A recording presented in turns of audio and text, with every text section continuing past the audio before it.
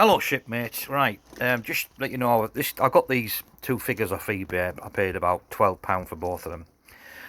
Now, I was going to put, originally had that wooden leg here, but his knee was totally shattered.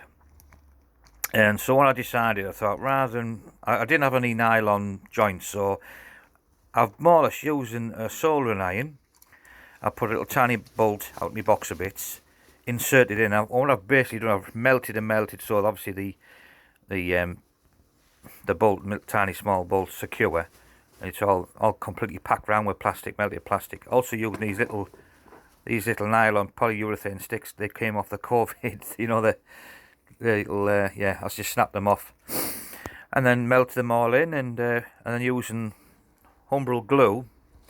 You just smear it on like and put it on with your finger, but before take off before it dries, and you get that shine again. I've still got a bit more work to build it up, make it nicer. And then I got a golf tee which I've cut the end off, and I've tried, if you can see, make a bit of a pattern there. I could paint it gold, I suppose. And then I put this little tiny wee little rubber on over the bolt, and then I put the golf tee on, and that just cushions it out a bit. There's no movement in it whatsoever, but a real wooden leg or what wouldn't have much movement, would it really? But so there we are. That's how I created Captain Blueshank. This one obviously is a bit of a misfit because he's made obviously from arms from Doc Rock. This poor blighter, he's not only got a wooden leg, which was originally off this figure, well, just off him. He's also got the hook arm. These are dead easy to slot in. Of course, the original, only had half his original arm. So I used some pliers, I shredded it, pulled it out, and then of course, luckily for me, this arm still had the pin intact. So it's just a matter of just pushing it in. Whereas this arm, well, I had to sort of split it a bit, put it, and then the nylon joint out of this body was still there. So split it using a Stanley knife or craft knife or something, you know, and then gently prising his arm apart, top of his shoulder, and then slot it on the original knife, and then again using Humbrol glue, and then put him in one of me vice to obviously make the sides push together, and leave him there for a few hours, and solid, and again smoothed it down with sandpaper and glossed over. You couldn't tell, could you? His knee wasn't too good, but again I've done the same technique I did with Captain Blueshank.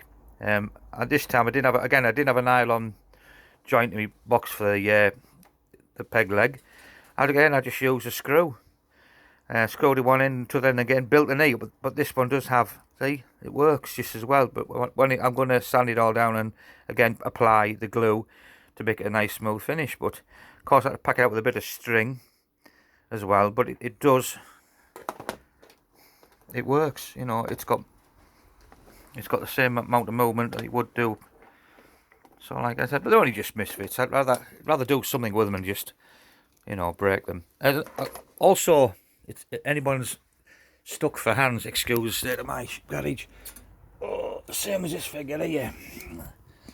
I need to give him a better jacket. It's a bit of a body job making this one. His hands, he obviously didn't have any hands, but these are off Monster High, and they actually do work still. You know, that you can bend them and that. The only thing is they were like these were like green. So I painted the hands black, so it looks like he's got gloves on, but it's hard to put. The hands are the same.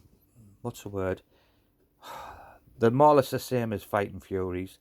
You've just got to cut the original things out, the joints, but these hands actually do pivot turn as well.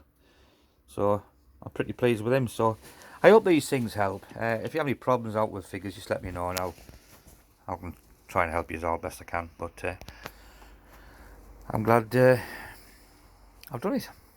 Thanks for watching. Because I've got to say that 'cause it's going to go on YouTube this as well.